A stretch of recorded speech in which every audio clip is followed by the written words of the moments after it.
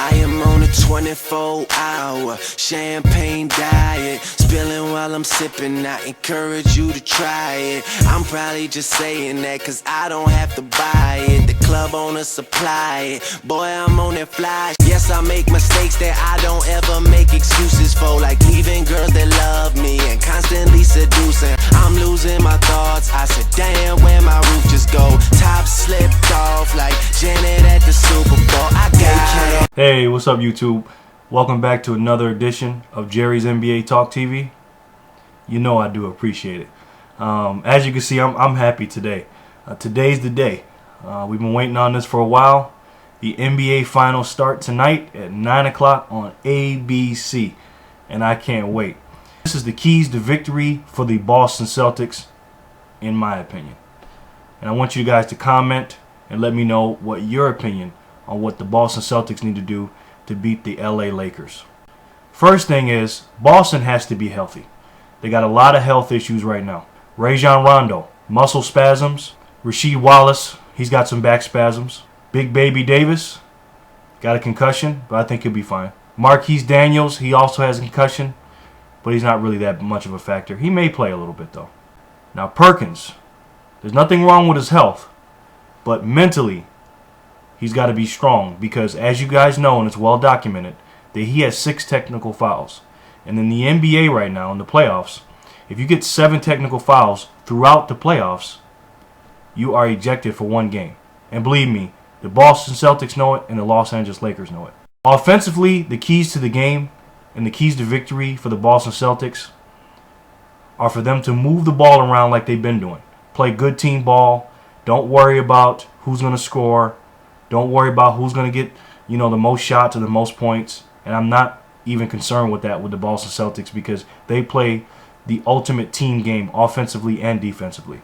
The Boston Celtics are great at moving the ball and having the ball find the open man, okay? Because no matter how fast you move around on defense, you can't move faster than that ball. I don't want to see a lot of one-on-one with the Boston Celtics against the Los Angeles Lakers. I want them to keep moving the ball around in order for them to keep Lakers off balance in order for Boston to get the best shot. So the key to me on offense is keep doing what they've been doing. Obviously, you have to change certain strategies for different teams. But with the Celtics, all you got to do is move the ball around, and I think they'll be fine on offense. It's going to be a low-scoring, grind-out game. As we all know, nobody's going to score over 100 points, so this is going to be totally different. Is going to be key. Garnett down low, he's going to be key. Also, I think Perkins taking up some space in there. I'm not saying it's necessarily scoring, but him setting the screens on some of the pick and rolls, and also him rolling to the basket, and just being a big body inside on offense. Also, Ray Allen's shooting. If they put Kobe Bryant on Ray Allen, even if Ray Allen doesn't score a lot, he's the best decoy in the NBA, and that's coming from Doc Rivers. Now, if he doesn't score a lot of points, like I said before, it doesn't matter, because if you have Kobe Bryant guarding Ray Allen, I think that's an advantage for the Celtics. Not saying that Kobe Bryant is not a great defender or can not defend Ray Allen, but he's going to use a lot of energy, not only chasing him around like he's, Rip Hamilton. You know how Ray Allen does, back and forth, but he's going to be getting a lot of screens set on him. And they're not going to be soft screens. Kevin Garnett screens and Kendrick Perkins screens are not screens you want to go through. Also, Paul Pierce has got to take advantage of Ron Artest. Now, I'm not saying that he's going to take advantage of him as far as physically or things like that. But what I say is take advantage of him, meaning don't let Ron Artest take him out of his game. Paul Pierce has got to be aggressive in this series.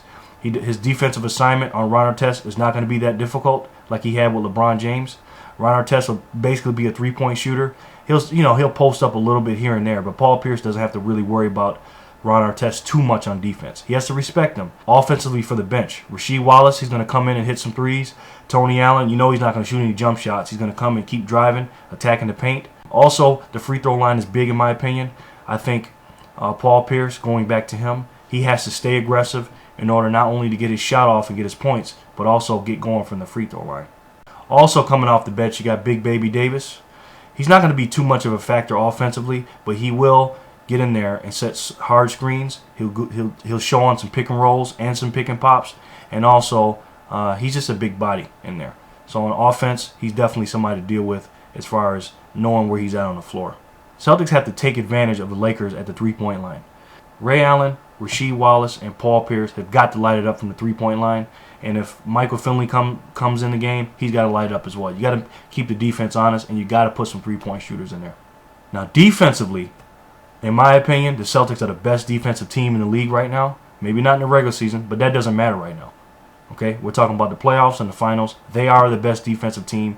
They're the most stingiest defense. They don't give you anything, any open shots.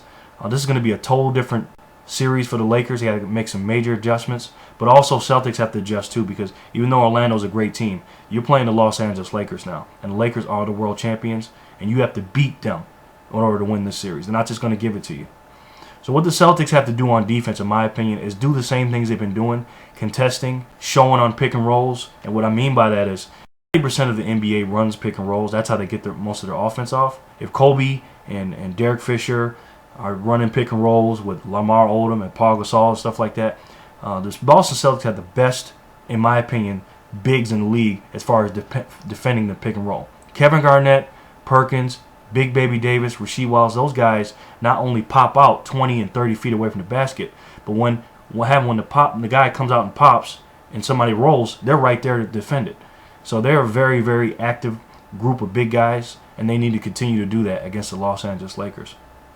Also on defense, they cannot give up any three-point shots. Okay, Kobe Bryant is shooting over 40% from the three-point line. Now, the reason why his percentage is so high, because he was finding the open spots in the zone against the Phoenix Suns, and he was hitting a lot of threes. He cannot do that against the Celtics. Celtics cannot allow him to do that. They got to put a hand in his face. Kobe Bryant's going to get his points no matter what. He's the most complete offensive scorer we have in our league, and he will score. It doesn't matter. But you have to make it tough on him. You got to make him shoot under 40%. Right now he's shooting over 50%. You got to make him, shoot less than that. Also, he's shooting 80% from the free throw line. Keep him off the free throw line. Do not allow him to drive and get easy points and get him going from the free throw line, because once you get Kobe Bryant going, it's hard to stop him. Also, defending Paul Gasol. If you had one guy to defend Paul Gasol in this whole entire NBA, who would it be? In my opinion, just like the question of the day I asked yesterday, it'd be Kevin Garnett. Now, nobody can stop Paul Gasol one-on-one. No great player or no scorer in the NBA can be stopped one-on-one by anybody. But what Kevin Garnett will do is he'll give Paul Gasol a different look he hasn't seen. Stoudemire is a great player, Amari Stoudemire, but he cannot guard Paul Gasol in the post. Kevin Garnett can do that. Okay, even though Kevin Garnett is not as good as he was in 2008, and Paul Gasol is better than he was in 2008, meaning Paul Gasol improved from 2008 till now, Kevin Garnett is still an outstanding one-on-one post defender, and also he's a great team defender. So in my opinion, Kevin Garnett needs to stay on Paul Gasol. Don't help a lot when you're guarding Paul Gasol, and make every shot he gets tough. And before you do that, before Kevin Garnett makes the shot tough, make sure Paul Gasol does not get his sweet spots. And believe me, Doc Rivers and Kevin Garnett knows where Paul Gasol's sweet spots are, and they're going to do their best to not allow him to do that. Also, Lamar Odom coming off the bench. Lamar's going to get some different looks with the Celtics. As far as Lamar Odom goes, as good as he plays, when he plays well, the Lakers win. So Kevin Garnett, Big Baby, Rasheed Wallace have got to contain him. They cannot let him get going. Kobe Bryant's going to get his points no matter what. We know this. But everybody else in the Lakers have got to be contained. Okay? Also, Derek Fisher, do not let him open for three-point shots. If you're double teaming, don't let him open, because once he gets going from the three-point line, he's a pretty consistent shooter out there. Rebounding, they got to rebound offensively and defensively. Can't give up second shots, obviously. And obviously, you got to slow down the transition points. And you got to defend that three-point line. You got to put your hand up, contest shots, and do not give anybody any easy open looks. And no layups, especially. I believe Tony Allen's going to be key to this series. He did a great job in the second round against LeBron James. He did a pretty good defensive job as far as best you can against LeBron James. He's gonna be on Kobe Bryant. He's gonna make him work. So Kobe Bryant is gonna be, throwing a lot of bodies at him. He's gonna have a combination of a couple different people. Paul Pierce will be guarding him in some stints. Ray Allen, mostly, and Tony Allen will be guarding him. So just make it as tough as you can on Kobe Bryant. Don't double team him. Stay with him one-on-one. If he gets his points, he's going to make tough shots. We all know that. But just do not double team him and leave anybody open. Make everything tough. Keep the score in the 80s, and I think the Celtics will be fine. Those are my keys to victories for the Boston Celtics. Defense and rebounding wins championships. Celtics are the best defensive team in the playoffs, in my opinion. They're a great rebounding team. So in order for them to beat them, they just got to play Celtics basketball, limit everybody else besides Kobe Bryant. Don't leave anybody open, contest shots, and make sure you play tough, hard-nosed defense no matter what. Keep the ball moving on offense, and I think the Celtics will be fine. Thanks again, guys, for watching. I really do appreciate it. Make sure you tell somebody you love them today if you do. And also, remember, there is no tomorrow. Thanks for watching, guys. You know I appreciate it. I'll see you in a little bit. Peace.